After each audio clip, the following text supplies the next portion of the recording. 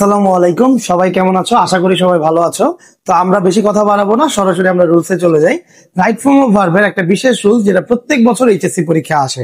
তো খেয়াল করো, রাইট ফর্ম অফ ভার্বে প্রেপোজিশন থেকে একটা নিয়ম প্রত্যেক বছর আসে। প্রশ্ন আসতে পারে রাইট ফর্ম অফ ভার্বে প্রেপোজিশন, আবার প্রেপোজিশন কেন, প্রিপোজিশন কেন নয়। তো প্রথমত বলে নিই, আমরা যে উচ্চারণটা করি প্রিপোজিশন, টোটালি ইনকারেক্ট। এটা কারেক্ট প্রনাউন্সিয়েশন হচ্ছে প্রেপোজিশন। আবার বলতেছি প্রেপোজিশন। তো আসেন প্রেপোজিশন দিয়ে কিভাবে রাইট ফর্ম ভার্ব করা হয়। তো আমরা প্রথমত বেসিক 2016 সাল থেকে 25 সাল পর্যন্ত বিগত 10 থেকে 12 বছরে আসা প্রেপোজিশন গুলো একটু দেখে নিই।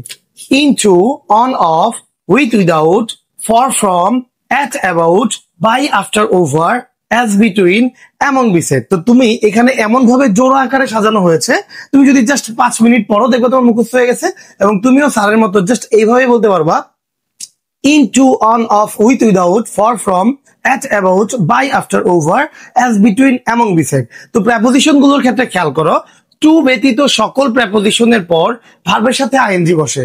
টু ব্যতীত সকল প্রেপোজিশনের পর ভার্বের সাথে আইএনজি বসে। এটার মানে কি স্যার? টু ছাড়া যত প্রেপোজিশন আছে, in, on, of, with, without, for, from, at, about, by, after, over, as, between, among, beside, এদের প্রত্যেকের পরে ভার্বের সাথে আইএনজি বসে।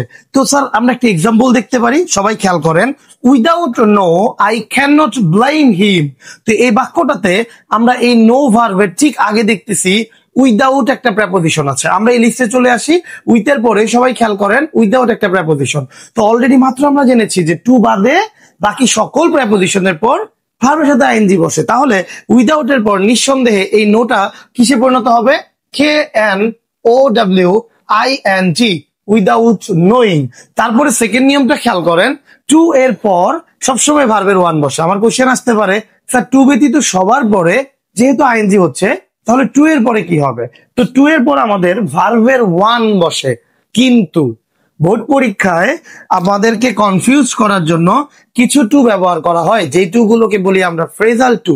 ফ্রেজাল টু কি স্যার?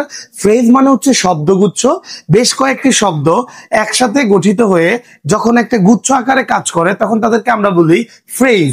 তো এই টু যখন একটা ফ্রেজ আকারে আসবে, যেমন with a view to, with a view to, with an eye to, look forward to, get use to, এই চারটা ফ্রেজাল টু প্রত্যেক বছরই কোনো না কোনো বোর্ডে বোর্ড পরীক্ষা আসতেছে। সো এর বাইরে কি আর কোনো ফ্রেজাল টু নেই? হ্যাঁ আছে, বাট এইচএসসি তে আপনার এই চারটাই এনাফ। এটাকে আপনি একটা সাজেশন হিসেবে ব্যবহার করতে পারেন।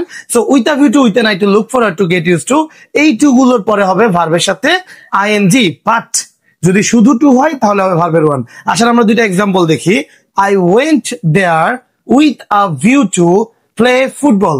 তাহলে এই সেন্টেন্সটাতে আমরা দেখতেছি উইথ আ ভিউ টু, যেহেতু এখানে একটা ফ্রেজাল টু আছে, তাহলে এই প্লেটা কি হয়ে যাবে? Play, PLAYING। বাট সেকেন্ড সেন্টেন্সটা খেয়াল করেন, I went there to play cricket. এখানে দেখেন, ক্রিকেট হোক বা ফুটবল হোক, এখানে দেখেন টু এর পরে যে শূন্যস্থানটা দেওয়া আছে, এই টুটা একা। এটা with a view to, with an eye to, look forward to, get use to শব্দগুচ্ছ আকারে নেই। তো এরকম সাধারণভাবে যখন টু থাকবে বা উদ্দেশ্য বোঝাতে যখন টু থাকবে, তখন টু এর পর ভার্বের ওয়ান, অর্থাৎ এই প্লেটা প্লে থেকে যাবে। এই হচ্ছে আমাদের প্রেপোজিশন জনিত ঝামেলাগুলো। শর্টলি যদি বলতে চাই, সকল প্রেপোজিশনের পর আইএনজি বসবে, but with a view to, with an eye to, look forward to, get use to, এই ফ্রেজাল টু গুলোর পরে ভার্বের সাথে আইএনজি বসবে। শুধুমাত্র সাধারণভাবে উদ্দেশ্য বোঝাতে যে টু গুলো ব্যবহৃত হবে তাদের পরে ভার্বের ওয়ান হবে। তো সবাই আশা করি বুঝতে পেরেছো। সবাই ভালো থাকবে, সুস্থ থাকবে। আসসালামু আলাইকুম।